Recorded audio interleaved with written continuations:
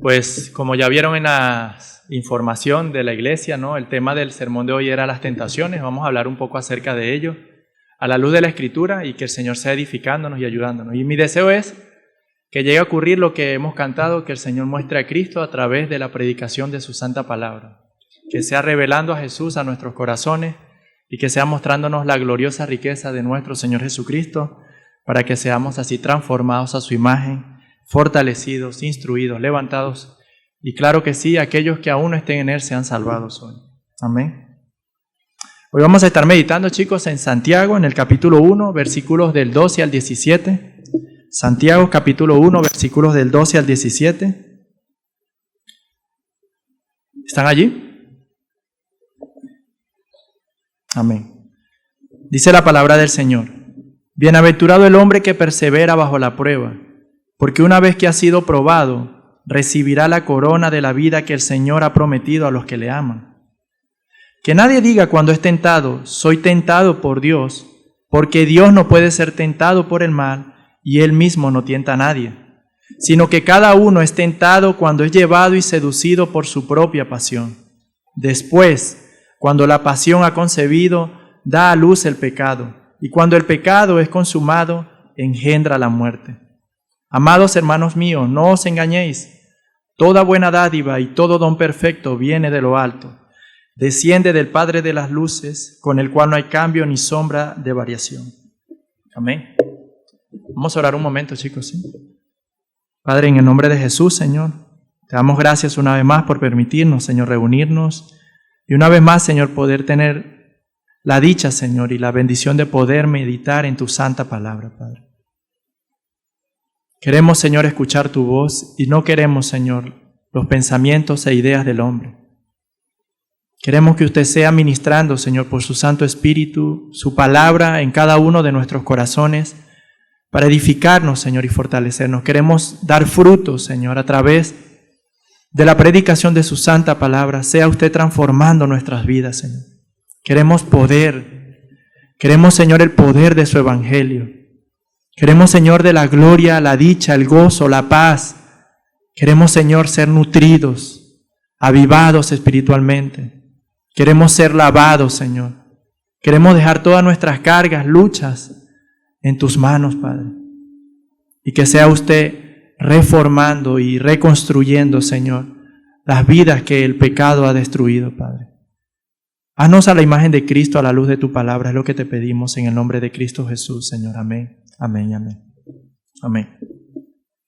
Bueno, chicos, como mencioné, el título del sermón son las tentaciones y vamos a hablar a la luz de este pasaje acerca de ello, de las tentaciones.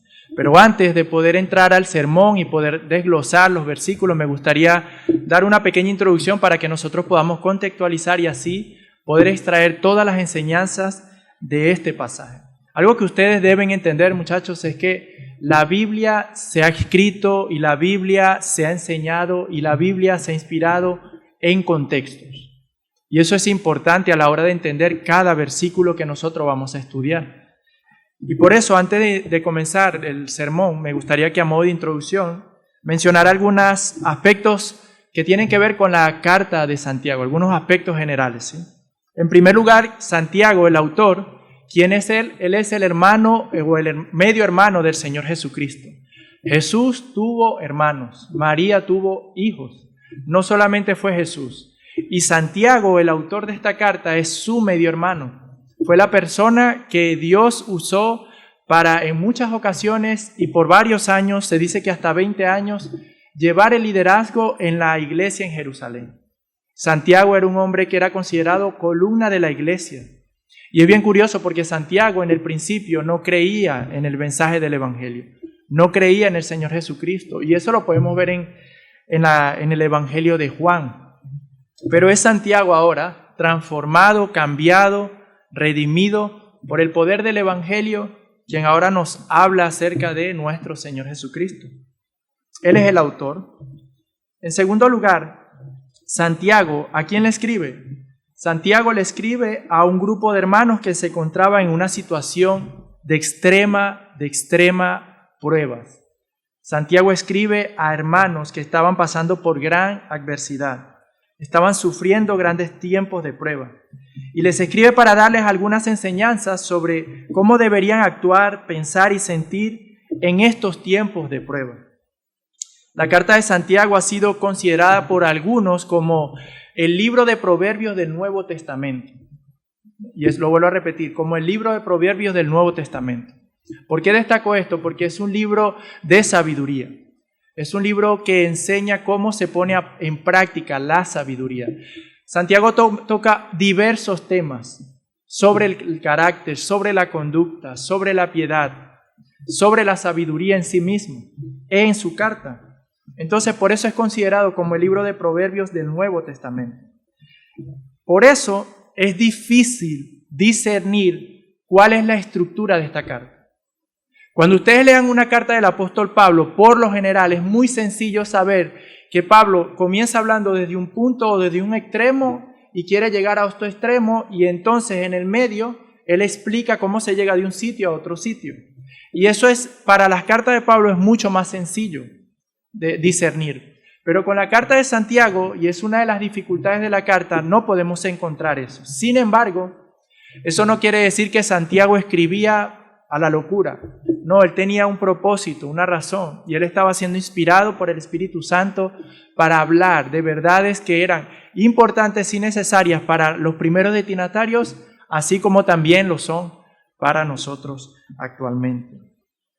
Pero si nosotros pudiéramos resumir el contenido de la carta de Santiago en 3 palabras, podrían ser estas, chicos: pruebas, sabiduría y fe. Si nosotros pudiéramos resumir de qué va la carta de Santiago, sería en estas 3 palabras: prueba, sabiduría y fe. Pero, ¿en qué sentido? En cómo estas 3 palabras deberían afectar nuestra conducta, nuestro carácter, y también cómo deberían afectar todas las áreas de nuestra vida. Santiago define claramente qué son las pruebas, el propósito de ellas. Santiago define verdaderamente qué es la verdadera fe, y Santiago define verdaderamente qué es la sabiduría, y lo explica en diversos contextos y en diversas situaciones cómo debería de verse cada uno de ellos y cómo debería ser nuestro actuar ante esta situación. También la carta de Santiago es una carta general.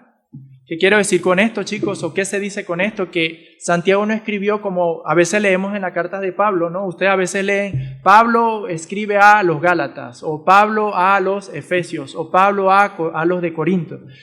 Santiago no especifica un sitio al cual él dirige su carta, sino que él se dirige a los destinatarios de la siguiente manera: a las 12 tribus en la dispersión. A las 12 tribus en la dispersión. Y cuando vosotros escuchéis eso o leáis eso en la Biblia, Santiago está usando una expresión que era común en el Antiguo Testamento para referirse a todo el pueblo de Dios. Entonces Santiago está escribiéndole al pueblo de Dios, no a una iglesia en específico, sino al pueblo de Dios en general. Y eso es bueno porque nos sirve a nosotros también. Eso nos da a entender que aún más nosotros debemos sacar provecho de esta carta. Ahora, de manera un poco más específica y para hacer un puente e introducir el primer punto del sermón, hemos dicho que podemos resumir en 3 palabras la carta: pruebas, sabiduría y fe. Y justamente nuestro pasaje habla sobre una de esas cosas, sobre las pruebas, ¿sí? Sobre las pruebas. Santiago escribe en una situación, en un contexto de gran persecución a la iglesia, y les dice algunas consideraciones y enseñanzas prácticas que ellos deben tener en cuenta para vivir y actuar en medio de las pruebas. Y de eso se trata todo el primer capítulo. Nosotros estamos y vamos a abarcar los versículos del 12 al 17, pero el primer capítulo, todo lo que Santiago está hablando, lo habla en un contexto de prueba, en un contexto de dificultades, de tribulaciones, en un contexto de tentaciones a los cuales fueron sometidos los primeros receptores. Y ya sabiendo eso, Santiago nos sigue ahora en nuestros versículos hablando sobre lo mismo. Por ejemplo, él comenzó hablando de que debemos de tener sumo gozo. En los primeros versículos, sumo gozo, estar felices, dichosos de que nos encontremos en diversas pruebas. También había dicho otras cosas, como por ejemplo, ¿qué debemos hacer en medio de ello? ¿Qué debe hacer el pueblo de Dios en medio de las pruebas? Y una de las cosas que dice es pedir sabiduría. También Santiago comenzó hablando acerca de que cómo debemos de pedir. Porque en medio de las pruebas es muy fácil dudar. Cuando todo está estable, bueno, cuando todo va bien, no tenemos motivos por los cuales dudar. Pero cuando vienen las dificultades, es ahí en donde un poco se tambalea nuestro suelo.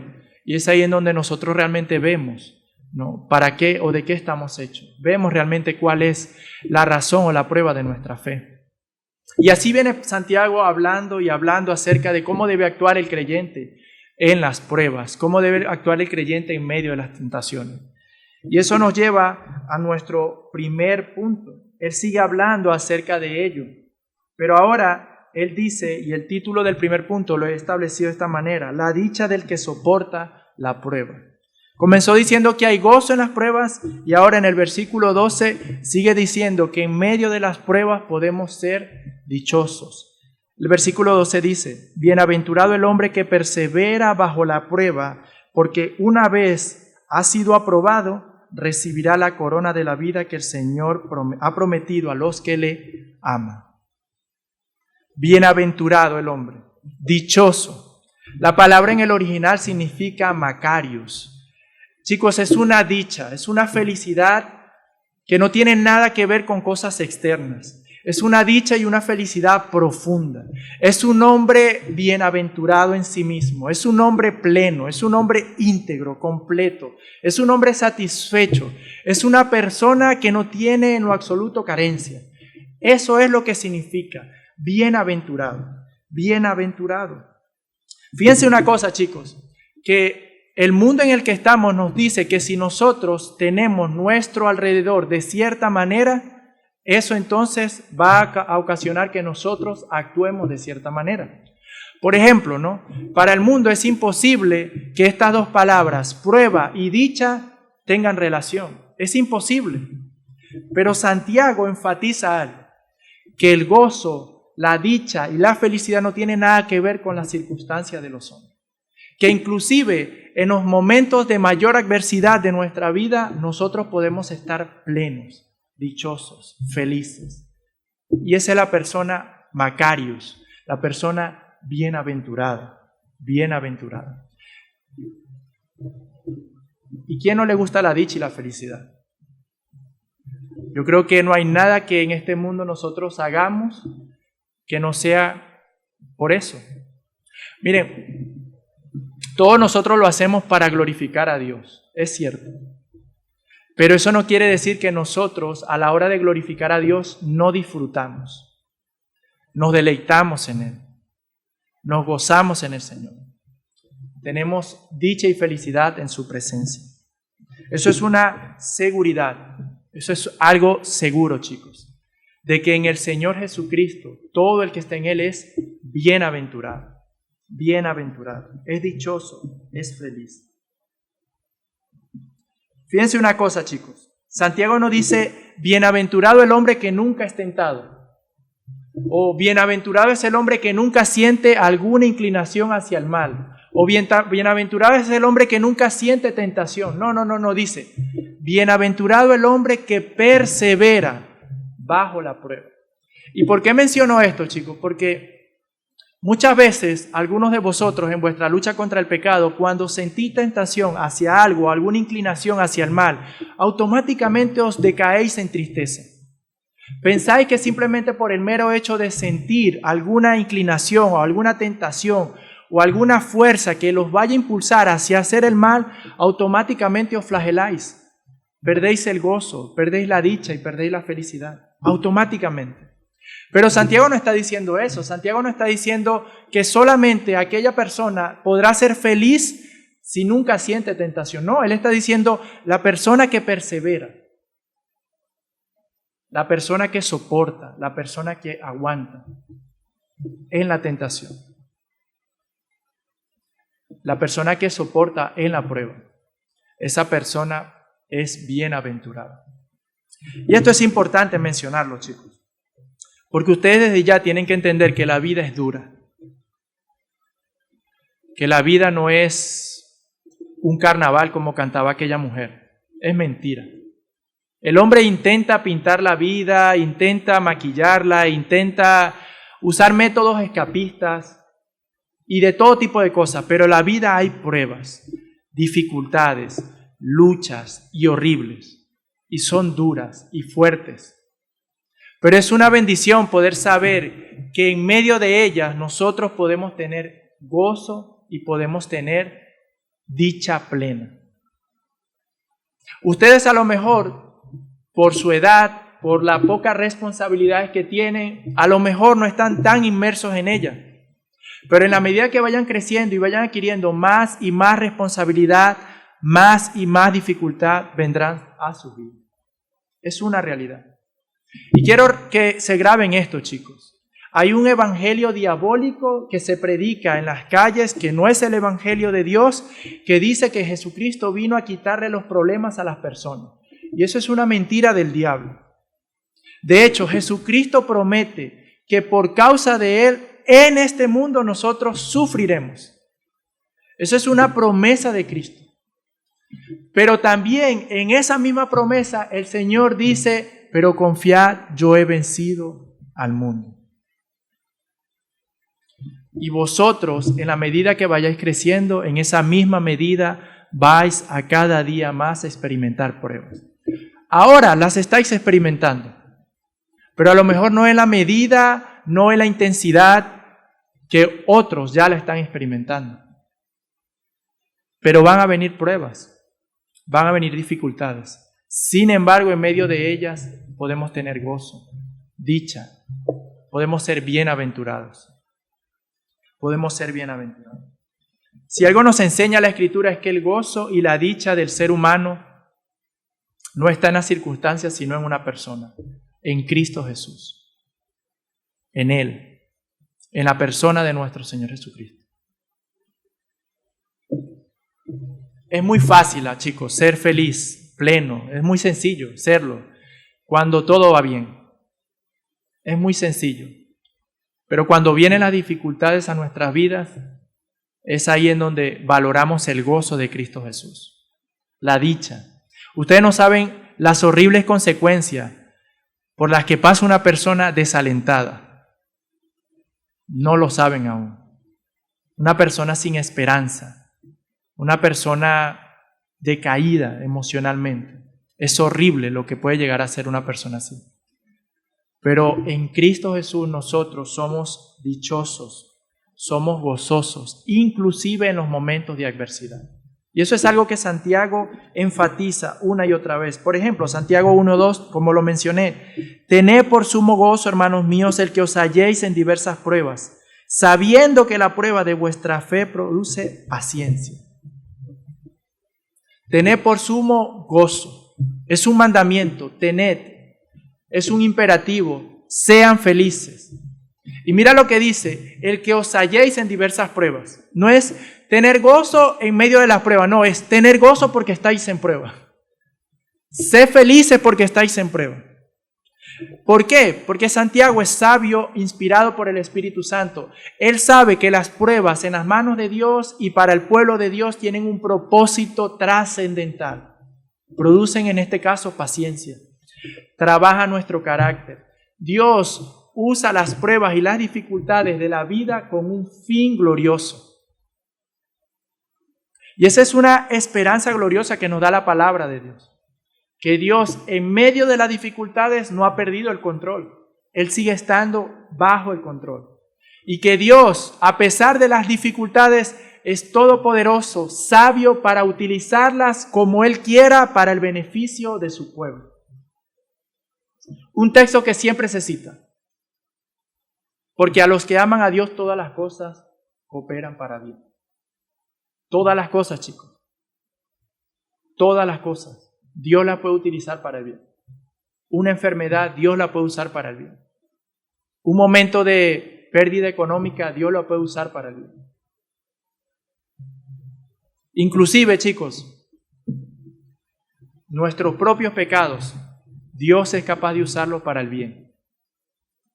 Inclusive el Señor puede valerse de las malas intenciones de un compañero de clase, de trabajo, que te pincha, que te maltrata, que te pisotea, para exprimir y formar en ti el carácter de Cristo, para hacerte crecer en paciencia, para hacerte crecer en amor, para hacerte crecer en misericordia. O sea, tú puedes ver a un compañero de clase violento y reírte y decir, tú eres un instrumento de Dios.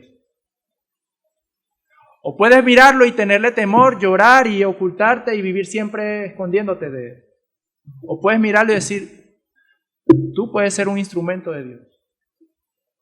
Jesucristo dijo que ponga la otra mejilla. Ven, dame aquí, hasta que te canses si quieres. Tú me puedes maltratar y me puedes hacer todo lo que tú quieras, pero no vas a cambiar. Estás seco por dentro igual tú. Tú necesitas a Jesús. Pero como quiera, el Señor se puede valer de eso. El Señor se puede valer de las malas intenciones de nuestro prójimo para moldear el carácter de Cristo en nosotros. Entonces, debemos tener sumo gozo, el hallarnos en pruebas. La vida fácil, chicos, escuchen esto, chicos. Un cristiano que tiene vida fácil, creo que es falso, no es cristiano. No lo es. Es que Cristo y una vida fácil no se mezclan, no existe, al menos en la Biblia no existe. Pero el que estemos en pruebas, en dificultades, es una promesa de que somos de Dios. Dios ha dicho que íbamos a sufrir por su causa y por su nombre, y para llegar a ser a la imagen de Cristo. Y si eso está pasando en nuestras vidas, entonces es una buena señal, es una buena señal. Una vida cómoda, una vida que nos inquieta, una vida que no le pasa nada, es una vida que no está siendo tratada por el Señor. Y eso es muy peligroso. Yo no estoy diciendo que el creyente anda por ahí llamando a las pruebas, a las tentaciones. No, el creyente no hace eso. Pero tampoco el creyente evade eso. Tampoco el creyente evade. Mire, yo tengo una compañera de trabajo muy difícil. Y más de una vez por mi mente ha pasado, vete. Más de una vez. Y esa es la manera más fácil. Pero cuando yo medito en lo que Dios es capaz de hacer en medio de las pruebas, tentaciones y dificultades, y cómo Él es poderoso para utilizar a las personas, yo digo, no, Señor, tú aquí me pusiste porque es que tú quieres pulirme. Tú quieres sacar en mí el carácter de Cristo. Tú quieres fortalecerme en paciencia. Tú quieres que yo crezca en compasión. Tú quieres que yo aprenda a amar a mis enemigos. Y el Señor se vale de eso para hacerlo. Ahora, nuestro texto dice, bienaventurado el hombre que persevera, chicos. No es simplemente el hombre que, mira, me vino una prueba y ya está, entonces vivo como me da la gana. No, el que persevera, el que soporta, el que aguanta, ese es bienaventurado y dichoso. Chicos, si vosotros sucumbís a vuestros deseos y caéis en pecado, jamás vas a poder estar feliz. Jamás. O sea, métete esto en tu corazón y atesóralo. ¿Quieres ser feliz, dichoso, pleno? El pecado te roba eso. ¿Quieres ser dichoso, feliz y pleno? Debes perseverar a todo dar. Soportar, sucumbir a la presencia de Dios, llenarte de Él, perseverar en el Señor. Porque es ahí en donde está la dicha, es ahí en donde está la felicidad, es ahí en donde está el gozo. El pecado roba la dicha. Por eso el hombre que persevera es dichoso, feliz. Y si ustedes quieren realmente disfrutar la vida plena que hay en Cristo Jesús, deben aprender a lidiar con las tentaciones. Y por eso este asunto de hoy. Porque si no aprendemos a lidiar con las tentaciones, chicos, hay un gran problema. Las tentaciones siempre van a estar. Y todos los días somos sometidos a ellas. Todos los días de alguna manera somos probados. Todos los días de alguna manera pasamos por dificultades. Todos los días de alguna manera. Y por eso es importante que aprendáis a lidiar con ellas. Porque la felicidad, la plenitud que tanto os anheláis está en esto. en perseverar en medio de las tentaciones, en perseverar en medio de las pruebas. Esa persona será dichosa, feliz, gozosa. El segundo punto, ¿qué debemos hacer en las pruebas? Y aquí quiero resaltar lo que acabo de mencionar. Debemos perseverar, pero quiero resaltarlo en el sentido de qué es perseverar y cómo debemos perseverar en medio de las pruebas. Y lo primero que quiero decir, chicos, es que la palabra perseverar en el griego original es la palabra upomeno. Y esto significa una persona que es sufrida. Es una persona que soporta un fuerte peso. Es una persona que aguanta, está soportando y aguantando un peso. Sufrido, es una persona sufrida. Y en el tiempo en donde estamos, chicos, quiero resaltar una cosa. A vosotros la cultura los quiere hacer livianos, débiles. A vosotros la cultura les enseña a escapar, a evitar las dificultades. A vosotros la cultura les enseña que no son buenas las pruebas, no son buenas las dificultades. Pero el Señor nos llama a que nosotros en medio de ella debemos soportar, aguantar, perseverar en medio de ella. Es lo que debemos hacer. No ponernos a pensar ¿para qué? ¿Por qué? Ya que no, yo debo soportar en fidelidad al Señor. No ponerme a clamar y a pedir de una vez a Señor, quítame todo este mal, quítame todo este sufrimiento, quítame esto. No, Señor, ayúdame a soportar. Tú quieres un propósito a través de esto. Dame gracia para soportar, para que se cumpla tu perfecto propósito en mi vida. Miren, chicos, un padre para la sociedad que tiene un niño y lo vive cuidando de todo tipo de peligro y de mal, es un padre increíble. ¿De acuerdo? Es un padre maravilloso, ejemplar. Un padre que lo sobreprotege, lo sobreguarda, lo sobrecuida, que no permita que nada le toque, que no permita que nada le haga. Para el mundo es un padre ejemplar. Pero un padre que no cuida, en el sentido de que no corrige a su hijo, no le enseña a entender las consecuencias de sus acciones. Un padre que no permite que su hijo en lo absoluto sufra en lo absoluto nada. Lo único que está sacando es, o criando, es un niño malcriado. En la primera que ese niño crezca y vaya al trabajo y al primer no que le digan, se va a venir en llanto, va a llorar, no va a soportar, se va a poner a pelear con el primero que le diga que no. Dios es un Padre amoroso. Inclusive cuando permite que pruebas difíciles vengan a nuestra prueba, Él sigue siendo un Padre amoroso. Porque Él las usa para nuestro bien, para hacernos más firmes en su carácter, para fortalecer nuestra fe. Él es capaz de usar eso también para nuestro bien. Cuando vengan las dificultades, chicos, no oren de una vez pidiendo que el Señor se las quite. Oren pidiendo que el Señor les ayude a perseverar en medio de ellas, a soportarlas, a aguantar. Pidan por eso, pidan por fuerza, pidan por perseverancia. Ahora, eso es lo que debemos hacer, soportar en medio de las pruebas. Pero ¿cómo podemos soportar en medio de las pruebas? Bueno, el texto nos da algo de luz. Miren lo que dice. El versículo 2 en la parte B dice que Dios al que soporta le dará la corona de la vida a los que le aman. A los que le aman. Hay una relación estrecha entre el versículo 12, entre una persona que soporta la prueba en fidelidad a Dios y el amor que siente por el Señor. En la mayor medida que nosotros amemos al Señor, en esa medida nosotros vamos a soportar las tentaciones, soportar las pruebas. Entonces el punto aquí de Santiago, chicos, es que es un problema de amor. Necesitamos crecer en amor por el Señor.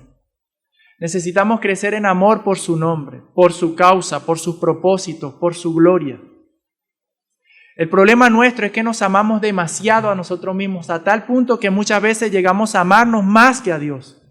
Y por eso, en medio de las pruebas, queremos resolverlas, solventarlas o evitarlas a nuestra manera. Pero para poder soportar a la manera de Dios, la clave está en amarle,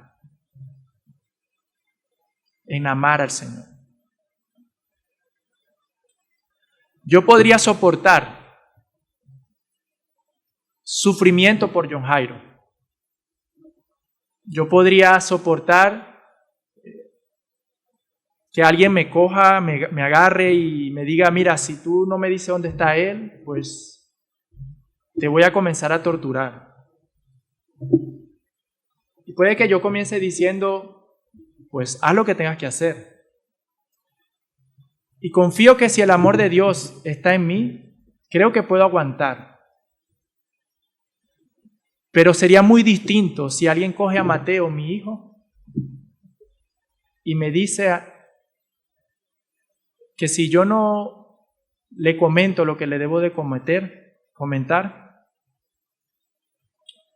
va a matar a mi hijo, le va a hacer daño. Amo mucho a Mateo más que a John Jairo. Es mi hijo.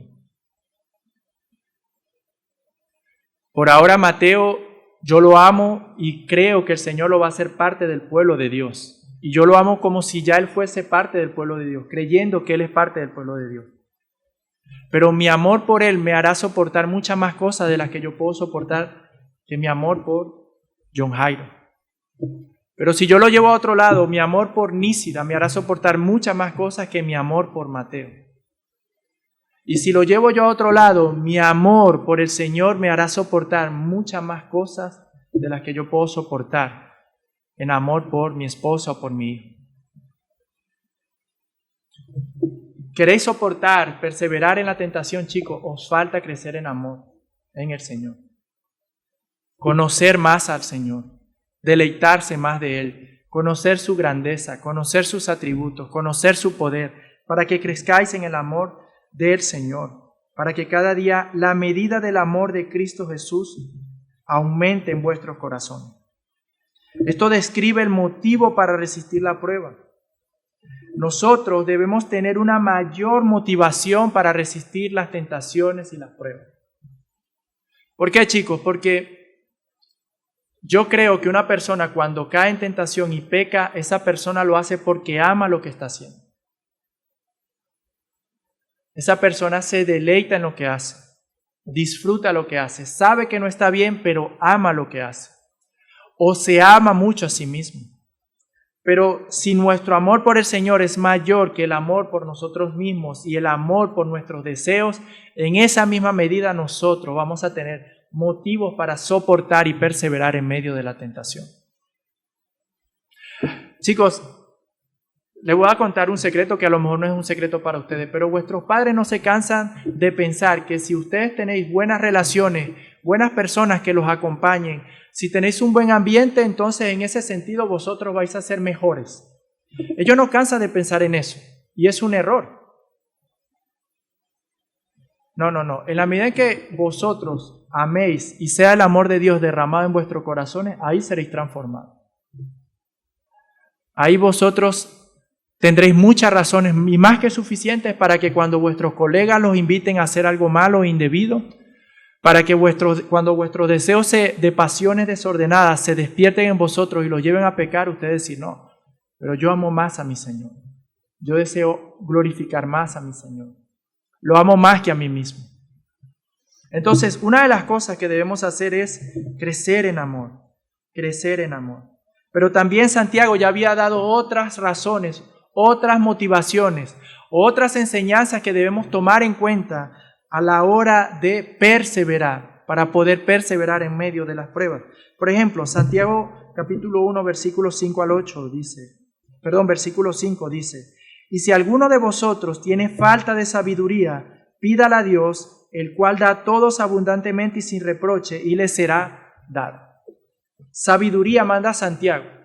Después de Santiago decir, tened por sumo gozo el que os halléis en diversas pruebas, Santiago manda al pueblo de Dios a pedir sabiduría.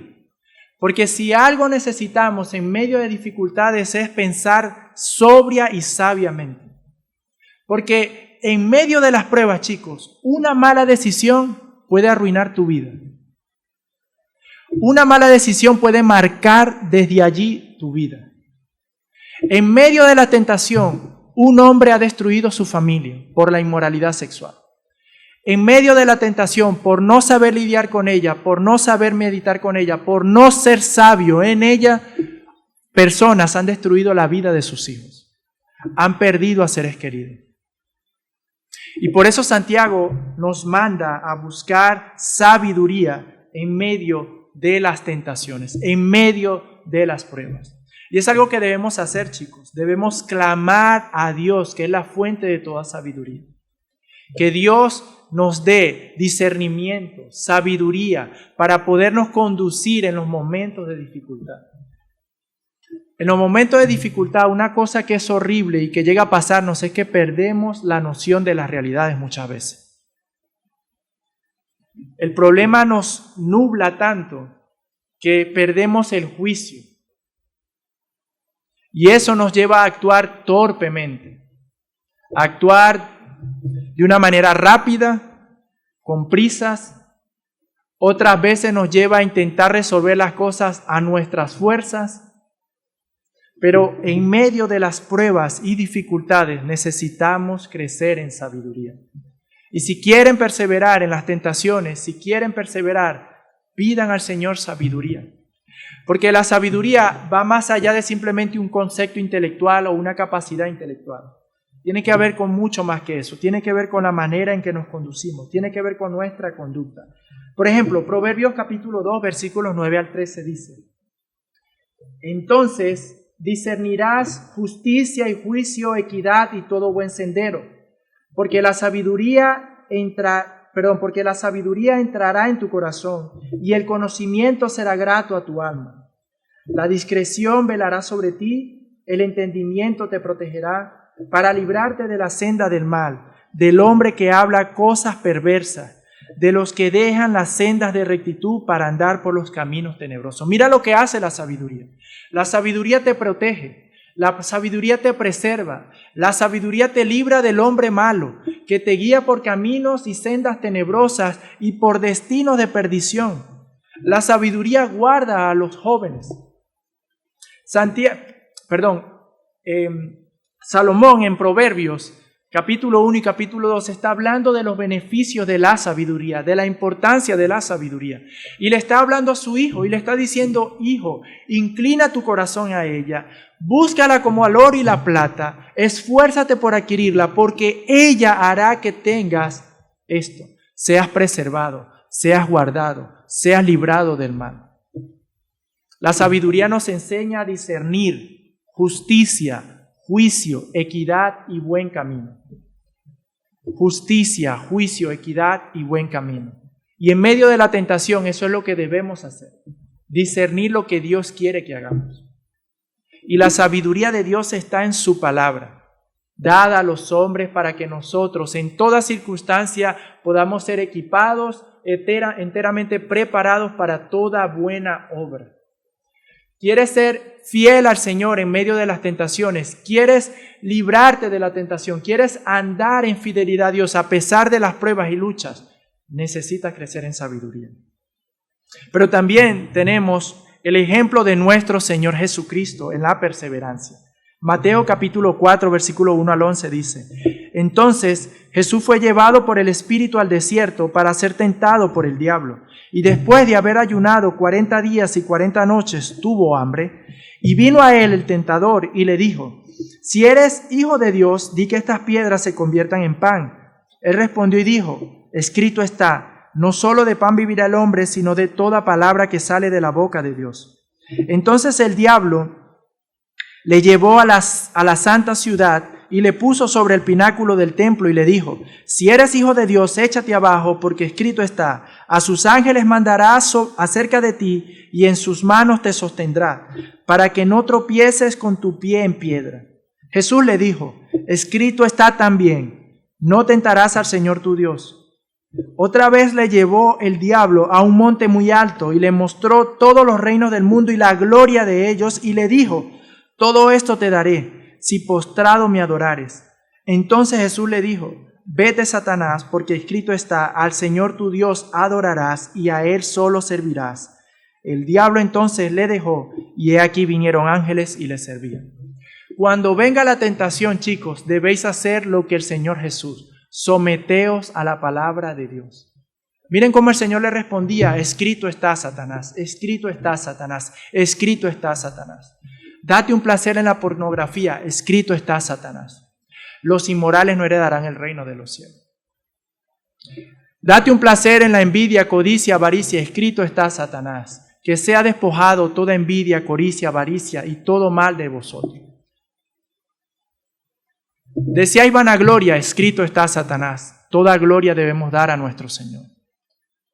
El Señor Jesucristo nos deja algo increíble en este momento. Él siendo tentado nada más y nada menos que por el diablo, el Señor Jesucristo fue fiel al Señor. Se guardó en fidelidad al Señor. Perseveró en obediencia al Señor. Y miren la relación que hay entre obedecer y ser fiel al Señor entre la Escritura. Miren chicos, en la medida que vayan creciendo en la fe, os daréis cuenta de que tenéis muchas cosas que cambiar. En la medida que nos vamos acercando a la luz del Señor, más se van viendo nuestros defectos. Y eso les va a llevar a vosotros a aprender a luchar contra vuestras pasiones y malos deseos. Yo, por ejemplo, desarrollé algunos versículos que me los he grabado, los he guardado, pasajes que he memorizado, para que cuando vengan cientas tentaciones o cientos momentos a mi vida, refrescarlos y traerlos a mi corazón, predicarme la palabra de Dios. Pero eso será imposible si vosotros solamente os pasáis llenándose vuestro corazón y vuestra mente de Netflix, de series. Jamás vais a poder permanecer fieles y firmes al Señor si os llenáis simplemente de YouTube. No vais a poder permanecer fieles y firmes al Señor si escucháis a YouTubers. No vais a poder estar fieles y firmes al Señor al menos que os llenéis de la palabra de Dios. Permanezcáis en la palabra de Dios y os sometáis a la palabra de Dios. Necesitáis eso. Miren, Jesucristo no dijo cosas sueltas, no se puso a luchar con Satanás sino usando la espada, la Escritura. Porque nuestros argumentos no tienen nada, no pueden hacer nada contra Satanás. Tú no puedes permanecer y ser fiel en la prueba simplemente diciéndole a Satanás, te reprendo Satanás, te reprendo Satanás, te reprendo Satanás. No. Llénate de la Escritura y sométete a la Escritura. Pero también tenemos esperanza en medio de la tentación para perseverar. Segunda de Pedro capítulo 2 versículo 9. El Señor entonces sabe rescatar de tentación a los piadosos y reservar a los injustos bajo castigo para el día del juicio. Miren esta esperanza, chicos. El Señor sabe rescatar a los piadosos. El Señor sabe cómo rescatar a los piadosos de tentación. Tenemos un Dios que sabe cómo rescatarnos de cada situación en la que estamos. En medio de la tentación y de la prueba podemos acudir a Él con la confianza de que Él tiene el poder, la sabiduría y los medios para librarnos de la tentación. Pero ojo, al piadoso, no al necio, dice, al piadoso. Y el piadoso es precavido. El piadoso sabe cómo relacionarse con el sexo opuesto. El piadoso sabe cómo relacionarse en las redes sociales. El piadoso guarda su corazón. El piadoso no se anda llenando ni exponiéndose a las tentaciones y al pecado. El piadoso guarda su salvación. El piadoso teme al Señor. El piadoso obedece al Señor. Y Dios, a una persona que vive de esa manera, sabe cómo librarla de la tentación. Pero miren lo contrario, al que vive injustamente, Dios no le hace nada. Lo reserva, dice, para el día del juicio. Al que anda en sus pasiones, en sus deleites, en sus delitos y pecados, es que ¿para qué lo va a salvar si Él quiere estar ahí? Él quiere meterse en eso. Él quiere vivir en eso. Pero el que verdaderamente quiere vivir en fidelidad al Señor, Dios es poderoso para reservarte, para preservarte, para sacarte. Sabe cómo hacerlo. Sabe cómo hacerlo. No diga, oh, ¿qué puede ser de mí? ¿Qué va a ser de mi vida? ¿Qué voy a hacer con esto? No, Dios sabe. A lo mejor tú no, pero Él sabe qué hacer en medio de la dificultad. Dios sabe qué hacer en medio de un momento de tentación. A lo mejor tú dices, me veo débil, me veo incapacitado, no puedo hacer nada por mi fuerza, pero Dios no. Dios sí sabe cómo ayudarte. Dios sí sabe cómo ayudarte con la lucha con la inmoralidad sexual. Dios sí sabe cómo ayudarte con la lucha contra tu rebeldía contra tus padres. Dios sí sabe cómo ayudarte y sacarte contra la lucha de la homosexualidad. Dios sí sabe hacer eso. Dios sí sabe librarnos de toda tentación. Él sí lo sabe hacer. Entonces, chicos, debemos perseverar. Y debemos perseverar. ¿Por qué? Porque tenemos recompensa que nos espera. Eso es el punto 3, la recompensa de los aprobados. El versículo 2, en la parte B dice, recibirá la corona de la vida que el Señor ha prometido a los que le aman. El que persevera recibirá la corona de la vida. Vida eterna, salvación. Recibirá una corona de vida. Eso nos habla, amigo, de que Dios no solamente es misericordioso, compasivo y sabe cómo salvarnos de medio de tentación, sino que aun cuando Él no tiene ninguna obligación, Él sabe cómo premiar a los hijos que son fieles. Él sabe cómo premiar a sus hijos. Él sabe cómo dar a sus hijos debido a su obediencia. Miren, chicos, Dios no es insensible en medio de las tentaciones, no lo es. Dios sabe, Dios conoce la circunstancia y la situación de cada uno de nosotros. Lo sabe. Él no se está riendo cuando alguien está pasando por una prueba. Él no se complace en el mal y ya lo veremos más adelante. Pero también, chicos, Dios, a todo el que le es fiel, el Señor es justo y sabe cómo recompensarlo. Y tenemos una corona de vida que le espera a todo aquel que persevera bajo la prueba. Santiago está hablando en una forma escatológica. Está llevando desde un punto A hasta el extremo de ese punto. ¿Por qué digo esto? Porque él está diciendo que la vida del creyente es una constante prueba y debe siempre el creyente perseverar en fidelidad al Señor, porque por eso la perseverancia, como es una marca de un hombre que ha sido transformado, el hombre que persevera es hijo de Dios y por tanto recibirá la corona de la vida. ¿Por qué? Porque yo he tenido muchas pruebas y a lo mejor vosotros también, en las cuales no he sido fiel, en las cuales he caído, en las cuales he pecado, en las cuales he desobedecido, en las cuales no he actuado con sabiduría.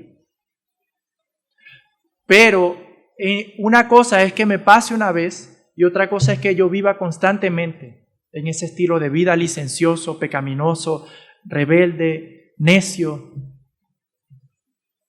Pero la vida es así, chicos, una constante prueba. Y Dios, al que se guarda para Él, al que es fiel para Él, le dará la corona de la vida. Vida eterna, chicos. Vida eterna. ¿Qué es lo más valioso que vosotros tenéis? Me encantó cómo lo explicó un predicador.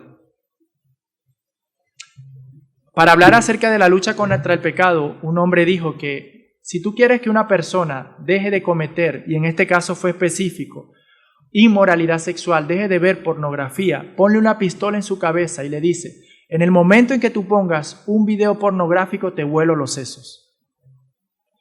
Y pregúntate si lo va a hacer. No lo va a hacer. No lo va a hacer. ¿Por qué? Porque no hay nada más valioso para nosotros que nuestra vida. A tal punto que Jesucristo fue capaz de decir que el que guarde su vida, ¿sí?, que el que guarde su vida la perderá.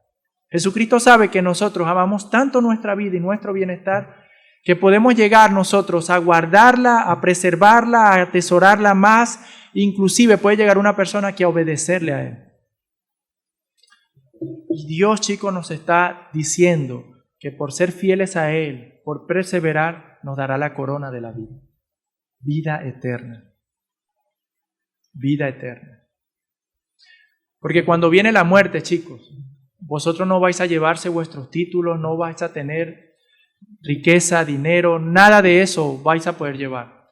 los likes en el Instagram, los seguidores, nada de eso. Lo único que puede llevarse como botín el hombre es su vida. Pero solamente la tendréis y la preservaréis en la medida en que viváis para el Señor, en fidelidad al Señor. Tenemos esa gran recompensa y eso debe ser una motivación. Una motivación que les debe llevar a vosotros en medio de la tentación. Tengo una corona de vida que me espera en la presencia del Señor. Cuando venga un momento de debilidad, cuando venga un momento de lucha en tus miembros, en tus ojos, en tu corazón, en tus pasiones, se despierten malos deseos, recuerda que ese deseo que llegues a satisfacer ahora mismo no tiene ni comparación con la corona de vida eterna que le espera a los que permanecen en fidelidad al Señor. No tiene comparación. Tenemos eso como motivación también. Ahora, hemos hablado de la persona que persevera, pero también en una prueba hay personas que fallan. Y ahora vamos a tratar algunos puntos de la persona que falla. Y lo primero es el punto número 4, lo he titulado La tentación del que cae en la tentación. Ahora vamos a hablar del que falla. Y he titulado esto, La tentación del que cae en la tentación. Y aunque suene un poco raro, ya verán por qué lo menciono. El versículo 13 dice, que nadie diga cuando es tentado, soy tentado por Dios, porque Dios no puede ser tentado por el mal y Él mismo no tienta a nadie. Porque lo primero que pasa cuando una persona cae en pecado, que es, quiere culpar a todos los de afuera. Esa es la tentación del que cae en tentación. Lo primero que queremos hacer es echarle la culpa a los demás. Yo soy así debido a esto, yo soy así debido a aquello. Pero muchas veces al primero que se quiere culpar es a Dios. Y Santiago, sabiendo que en un contexto de pruebas y de dificultades, esas malas inclinaciones diabólicas pueden despertar en nuestros corazones carnales, Santiago de una vez nos dice, no, espérate un segundito ahí. La culpa no es de Dios. Espérate un segundo, aguarda. Porque Dios ni es tentado por el mal, ni tampoco tienta a nadie, sino que la culpa es tuya. La culpa es tuya. Dios no puede ni tampoco tienta a nadie. Eso nos llama de una incapacidad, es algo improbable, no se puede, es imposible. Santiago inclusive dice que nadie ni siquiera lo diga. Dios me metió en esto, por eso he caído, Dios ha puesto a esta persona en... No. Mi vida está así porque... No. La culpa es tuya. Santiago dice, no es del Señor, no es de Dios. El Señor no puede ser tentado ni tampoco tienta a nadie. Pero es algo muy cierto, ¿no, chicos? Cuando nosotros pecamos y desobedecemos, nos encanta excusarnos. Y eso es algo que viene desde Génesis mismo. Génesis capítulo 3, versículos 11 y 12 dice, y Dios le dijo, ¿quién te ha hecho saber que estabas desnudo? ¿Has comido del árbol del cual te mandé que no comieras? Y el hombre respondió, la mujer que tú me diste por compañera me dio del árbol y yo comí. ¿Ven? Esto es muy duro, chicos. Pero Adán le está diciendo al Señor, la mujer que tú me diste, es tu culpa. Fuiste tú la que pusiste esa mujer en mí. Es bastante curioso, ¿no? Porque Adán pasó de, wow, esta es hueso de mis huesos, carne de mi carne, ahora sí tengo una ayuda idónea. Esta sí es la mujer que yo esperaba, esta sí es como yo, esta sí es para mí, en esta sí tengo complacencia, en esta sí me deleito, pero en el momento en el que peca, pasó de esto a la culpa es de ella. Pero detrás de eso, lo que realmente Adán está diciendo es, la culpa es tuya. Tú me la diste, tú la pusiste en mi camino. Es muy sencillo, chicos, echarle la culpa a los demás. Es muy sencillo echarle la culpa al otro. Pero esa es una inclinación diabólica que debemos nosotros, a todo lugar, limpiar nuestro corazón de cualquier inclinación de esa. Porque ya veremos las razones por las cuales Dios ni tienta ni puede ser tentado. No lo hace, no lo hace. Y peor, que ser tentado y caer en la tentación es ser tentado, caer en la tentación con un conocimiento raro de Dios, chicos. No hay nada peor que eso, que estar en un momento de prueba, caer, desobedecer al Señor y hacerlo con un conocimiento malo, tergiversado de Dios. Es horrible, es lo peor que puede hacer. Dios no te hace desear malas cosas, ni te incita o invita a desear hacer el mal a nadie. El Señor ni puede ser tentado ni tienta a nadie.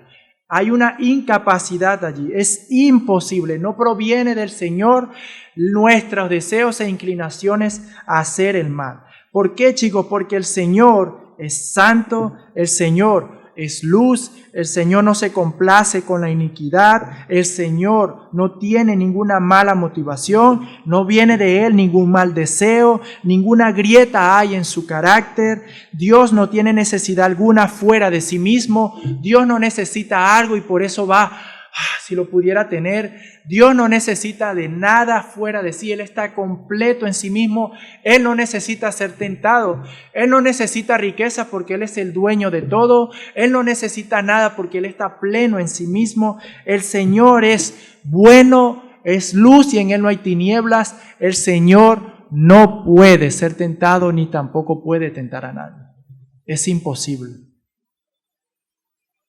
es imposible. Dios no hace al hombre homosexual, Dios no hace a la mujer lesbiana, Dios no hace al asesino, Dios no hace que el hombre sea inmoral, Dios no hace que el hombre desobedezca, Dios no hace que el hombre haga las guerras, Dios no hace nada de eso.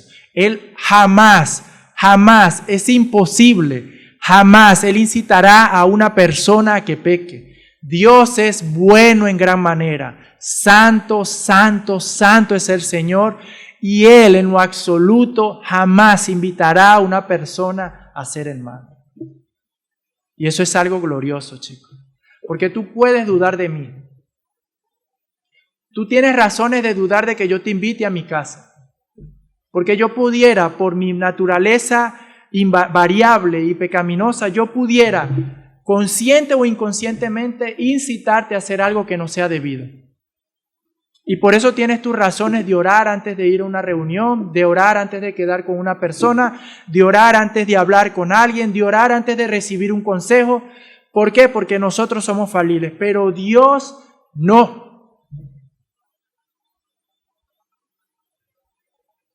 A Él puedes acudir con toda confianza.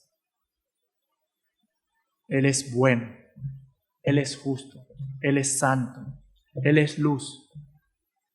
Él no se complace con el mal. El Señor no es así, chicos. Salmo capítulo 5, versículo 4. Porque tú no eres un Dios que se complace en la maldad. El mal no mora contigo. Dios cuando ve un acto horrible, no se ríe, lo aborrece, no se complace. Dios, miren chicos, si ustedes hablan con un musulmán le dirá lo siguiente. Bueno, hay pecados que son grandes y pecados que son pequeños. El punto es que casi todos son pequeños y ninguno es grande para ellos. ¿Vale? Para la mente del musulmán es así. Tú puedes fumar, escuchar música mundana, tú puedes inclusive caer en fornicación, tú puedes inclusive ver videos pornográficos, pero esos no son pecados tan grandes. El verdadero Dios no quiere que nadie peque, ni siquiera en lo que para ti puede ser lo más pequeño. No se complace con el mal. No dice no se complace con los pecados groseros, no. No se complace con el mal. No hay medida. Dios no quiere ni una mentira, Dios no quiere nada, no desea, no incita, no llevará a su creación a cometer iniquidad, no lo hace. Es antagónico, es contrario a su naturaleza el pecado. ¿Qué dice la Escritura del pecado en cuanto a nosotros? Que nos separa de Dios, hace separación. Porque Dios no se complace con el mal, ni el mal mora con él. No lo hace. Saca de tu corazón diabólico, bueno, y si Dios fuera bueno, ¿por qué hay tantas cosas malas? Del corazón de los hombres vienen las guerras, violaciones, homicidios, asesinatos. Del corazón de los hombres, dice Jesús. No del corazón de Dios, del corazón de los hombres. Porque el Señor es bueno en gran manera. Salmo 92:15 dice: para anunciar cuán recto es el Señor, mi roca, y que no hay injusticia en Él. No, amigos. Dios no se complace con el mal. Dios es santo, Dios es justo. Y Dios no puede tentar a nadie. No lo puede hacer. El Señor no incita a los hombres al pecado. El Señor no... Mira, chicos, vuestras malas pasiones Dios no las ha sembrado en vuestros corazones. Y no quiero enfatizar tanto ahora porque ya lo vamos a ver, pero no. Pero eso me da mi introducción al quinto punto, el origen de nuestras tentaciones. Versículo 14 dice: sino que cada uno es tentado cuando es llevado y seducido por su propia pasión. Sino que cada uno es tentado cuando es llevado y seducido por su propia pasión. Santiago hace una cosa: espérate un segundo, aguarda, tú que eres una persona que ha fallado, has desobedecido, has caído en tentación, espérate ahí. La culpa no es de Dios, Él no puede hacer eso. La culpa es tuya. La culpa es nuestra. Nosotros somos responsables de nuestras acciones. Nosotros voluntariamente hacemos el mal que sabemos que no debemos hacer. Nosotros, no el Señor. El problema en sí mismo, chicos, no son las cosas externas.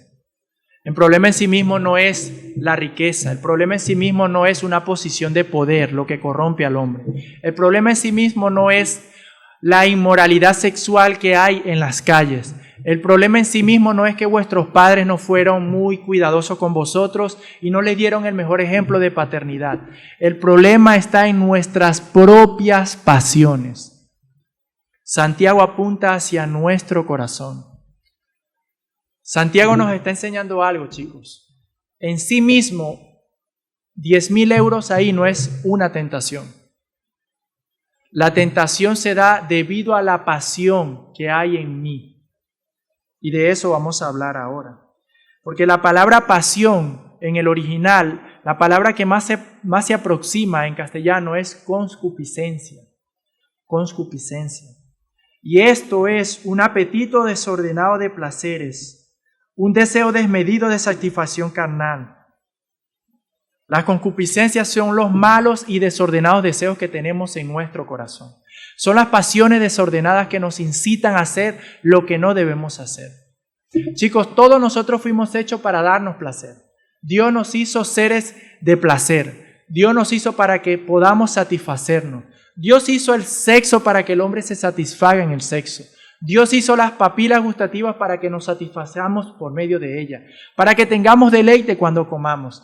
Dios hizo la música para que también en ella nosotros podamos deleitarnos. El problema está cuando vino el pecado. Afectó tan profundamente nuestros deseos, nuestras pasiones, que las desordenó. A tal manera de que a como dé lugar desean ser satisfechas, inclusive dándole la espalda a Dios en desobediencia. Dios nos hizo sexuales y Dios puso placer en el sexo. Pero cuando el sexo se usa fuera de la voluntad de Dios, entonces estamos cayendo en pecado. Pero cuando un matrimonio es concebido bajo los preceptos de Dios, esa pareja tiene toda la bendición y la dicha de deleitarse en lo que Dios ha permitido que se haga. Pero el problema está en la caída, que afectó nuestras emociones, afectó nuestros deseos, afectó nuestros sentimientos. El pecado nos afectó a tal manera que desordenó nuestros apetitos. Las pasiones que se despiertan en nuestros corazones son las que producen en nosotros las tentaciones. El problema está en el corazón, chicos. Miren, nuevamente vuelvo a citar a vuestros padres. Vuestros padres dicen, no, es que a nuestros hijos debemos darle buenas compañías, yo quiero que tengan buenos amigos. Si vosotros estáis en Cristo, sois libres de vuestras pasiones, y vuestras pasiones ya no gobernarán en vosotros, y vosotros mismos vais a escoger, en primer lugar, rechazar las malas compañías, y en segundo lugar, escoger personas que lo lleven a ser santos como Cristo es santo. El problema está en nuestro corazón. Santiago apunta hacia nuestros deseos. Son nuestras pasiones las que hacen que algo externo se convierta en nosotros en tentación. Son nuestros malos deseos lo que hace que lo que es bueno para Dios lo podamos nosotros tergiversar y usar para pecar. Está en nosotros. Y mira lo que dice el texto. Cada uno es tentado de su propia concupiscencia. Cada uno por su propia pasión. ¿Qué quiere decir eso, chicos? Que no todos tenemos las mismas inclinaciones, no todos tenemos los mismos deseos, no todos tenemos las mismas pasiones, no todos combatimos con las mismas tentaciones. Cada uno tiene una distinta. El que practica la homosexualidad, esa es su pasión. El que practica la inmoralidad sexual, la promiscuidad, esa es su pasión. Esa es su concupiscencia, la está satisfaciendo, la está deleitando. El que practica el robo, esa es su inclinación. El que practica la mentira, ahí está su inclinación. Pero no todos tenemos las mismas. No todos tenemos las mismas. Y es deber nuestro, a la luz de la presencia de Dios y de su palabra, comenzar a conocer quiénes somos. Tú no te puedes conocer por ti mismo. Dios revela quién tú eres a través de su palabra. Y si tú quieres comenzar a conocer cómo opera el pecado, las pasiones sensuales en tu vida, debes entonces someterte al Señor, a su presencia. Y eso te va a ayudar a conocerte cada día más. Esas pasiones que se despiertan en nosotros y que utilizan las cosas externas para llevarnos a pecar, esas pasiones operan a través de nuestros miembros. Mateo capítulo 18, versículos 8 al 9 dice: y si tu mano o tu pie te es ocasión de pecar, córtatelo y échalo de ti. Te es mejor entrar en la vida manco o cojo, que teniendo 2 manos y 2 pies, y ser echado en el fuego eterno.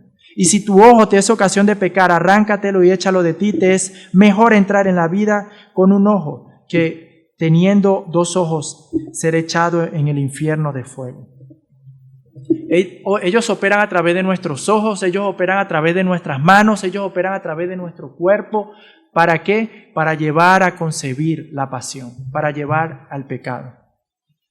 La tentación obra de esa manera, de adentro hacia afuera. Por eso Cristo vino a cambiar nuestros corazones. Por eso Dios, cuando comienza una obra, la comienza circuncidando nuestro corazón. Por eso Dios comienza una obra desde adentro hacia afuera. Y esa es la lucha que debéis ustedes comenzar a tener. Pedirle al Señor que llegue a donde vosotros no podéis llegar, a vuestros corazones, a vuestros deseos, a vuestras pasiones. La lucha está en el corazón. La lucha no está en las cosas externas. Hay personas que tienen tentaciones con las redes sociales y otras que no. Hay personas que tienen tentaciones con la inmoralidad sexual, otras que no. Hay personas que tienen tentaciones con el robo, otras que no. Hay personas que tienen tentaciones. Debes conocerte. Debes conocerte. Y lo vas a hacer en la medida en que te acerques más y más al Señor. Pero es importante saber esto. Es importante entender que cada uno de nosotros es tentado por su propia pasión. No es por tu padre que tú actúas con rebeldía, no es por el matrimonio, no es por tu esposa, no es por tu amigo, no es por nada externo. Son nuestras pasiones los que nos hacen caer en tentación, los que nos inclinan y nos incitan a nosotros a pecar. Fíjense que Satanás no es nombrado aquí, Satanás es tentador por naturaleza. Pero Santiago dice que es debido a nuestras pasiones. El diablo puede tentarte, pero el diablo no puede incentivarte, no puede mover tus pasiones, no puede mover tus deseos. Eres tú mismo quien sucumbe y cede ante la tentación que el diablo pone. Ahora, hemos hablado acerca de lo que no debemos hacer, no debemos culpar al Señor, de que la culpa es nuestra. Y el punto 6 lo he titulado La consecuencia de ceder en la tentación. Versículo 15. Después, cuando la pasión ha concebido, da a luz el pecado. Y cuando el pecado es consumado, engendra la muerte. Después, cuando la pasión ha concebido. ¿A qué le viene esa palabra a vosotros? Concebido. Parece como cuando una mujer da luz, ¿no? Concebir, dar, parir algo. Cuando la pasión es concebida, cuando la pasión nace, cuando la pasión fluye en nuestros deseos y nosotros le damos lugar a esa pasión, Santiago comienza entonces a describir el proceso diabólico en el que se produce el pecado. Miren lo que dice. Cuando la pasión ha concebido, da a luz el pecado. Así comienza, chicos. Estás tranquilo en tu casa y de repente, ¡pum!, te viene un pensamiento indebido. Y si tú ese pensamiento indebido no lo sometes y lo llevas cautivo a Cristo Jesús, entonces le darás y lo alimentarás. Y cuando alimentas ese pensamiento, se encienden los deseos pecaminosos de este cuerpo caído y en consecuencia viene el acto de concebir el pecado.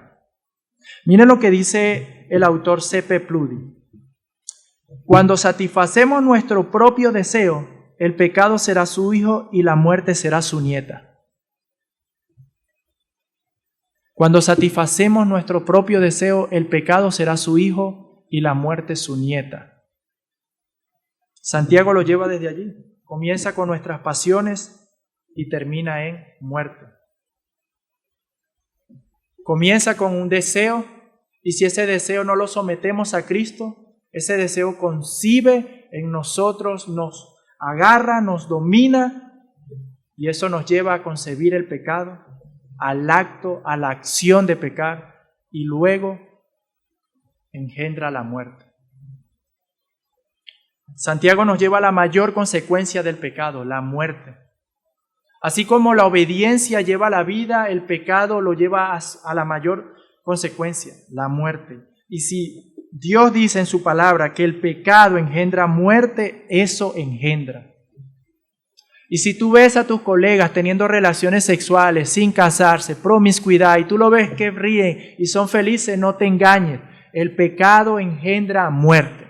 Y si tú ves a tus colegas fumándose un porro, pasándolo a de lo mejor, tú lo ves que están súper guays y todo lo que tú quieras, no te dejes engañar. El pecado engendra muerte. La paga del pecado es muerte. Esa es la consecuencia de la acción de la persona que vive a la espalda del Señor. Proverbios 11:19 dice, el que persiste en la justicia alcanzará la vida, y el que va en pos del mal, su propia muerte. Cuando vosotros instáis un deseo indebido, luchad con las fuerzas del Señor, chicos. Hacer lo primero que vimos del hombre del versículo 12, que persevera pidiendo sabiduría, recordando a nuestro Señor Jesucristo, pensando en Cristo, sometiéndose a la voluntad de Dios mediante la palabra, pero no deis lugar a la pasión. Chicos, cuando viene la pasión, y yo les entiendo porque yo estuve allí, cuando yo era un poco más joven, cuando venían las pasiones, yo decía, ya está, ya vino ese deseo, otra vez lo tengo, y me echaba a morir, como que si ya no pudiera hacer nada. No, cuando venga esa pasión, cuando venga ese momento, sométetelo a Cristo. Llévalo al Señor Jesús, clama y lucha, porque mira, se trata de vida o de muerte. Dice que el pecado engendrará muerte en tu vida, muerte espiritual, el gozo será quitado, no tendrás paz, no vivirás en paz, y la consecuencia absoluta y definitiva es que vivirás eternamente en el infierno apartado del Señor. Es algo de vida o muerte, y por eso debéis tener todo eso en vuestro corazón para someteros al Señor. Esa es la mayor consecuencia. Cuando venga esa pasión, esto lleva a muerte, Cristo lleva vida. Así, punto. Esto lleva a muerte, Cristo lleva vida. Sometan vuestros deseos y vuestras pasiones al Señor Jesucristo. Eso llevó y trajo como consecuencia el pecado. Miren, Génesis 3:6, cuando la mujer vio que el árbol era bueno para comer y que era agradable a los ojos y que el árbol era deseable para alcanzar sabiduría, tomó de su fruto y comió, y dio también a su marido que estaba con ella, y él comió.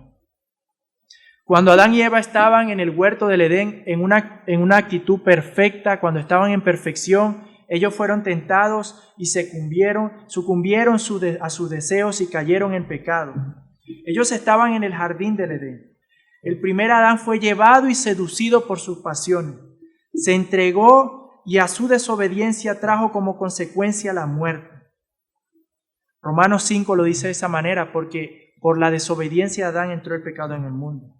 Pero hay una buena noticia: el segundo Adán, nuestro Señor Jesucristo, siendo tentado en el desierto, bajo las peores circunstancias, bajo la presencia misma de Satanás, siendo tentado por el maligno, el Señor Jesucristo en medio de ello obedeció y fue fiel al Señor. Y por medio de su obediencia trajo vida y vida en abundancia a los pecadores. Y eso nos lleva al número 7, chicos, y último punto. Toda buena dádiva y don perfecto descienden de Dios.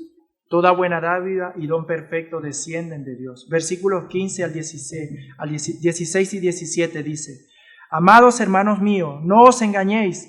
Toda buena dádiva y todo don perfecto viene de lo alto, desciende del Padre de las luces, con el cual no hay cambio ni sombra de variación. Por si quedaba algún tipo de duda, Santiago vuelve a afirmar una cosa: no os engañéis. Las tentaciones nacen de nuestras pasiones, no provienen de Dios. ¿Por qué? Porque todo don perfecto y toda buena dádiva descienden de lo alto del Padre de las luces, con el cual no hay cambio ni sombra de variación. De Dios viene toda buena dádiva y todo don perfecto. Todo lo bueno, verdaderamente bueno que disfrutamos, desciende de Él. Él es el Padre de las luces. Es una expresión que habla de la naturaleza perfecta, santa y justa de Dios. De Él nace luz, lo cual da vida, lo cual es bueno, lo cual es justo. Es una expresión de la naturaleza recta del Señor. El Padre de todo eso. Todo lo bueno que puedes disfrutar en esta vida viene del Señor. No viene del fruto de nuestro esfuerzo, no viene del fruto de nuestro trabajo. Es una dádiva del Señor.